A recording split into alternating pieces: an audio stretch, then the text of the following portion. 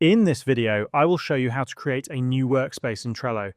If you have been using Trello for a while, you might have noticed that the option to create a new workspace is no longer available in the main menu. Clicking the plus icon now only provides options to create a board or start with a template, but not to create a new workspace. To create a new workspace, the only available method is to click on your profile icon, located in the upper right-hand corner of your screen. A drop-down menu will appear. Look for the option labeled Create a Workspace and click on it. Next, you will be prompted to name your workspace. You can enter any name that suits your needs.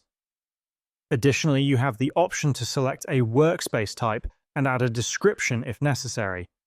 Once you have filled in these details, click on Continue. If you wish to add colleagues or employees to your workspace, you can do so by entering their email addresses and clicking Invite to Workspace. Alternatively, you can share an invite link with them. Once this step is complete, your new workspace will be created. From here, you can edit settings, open boards, and manage your projects efficiently.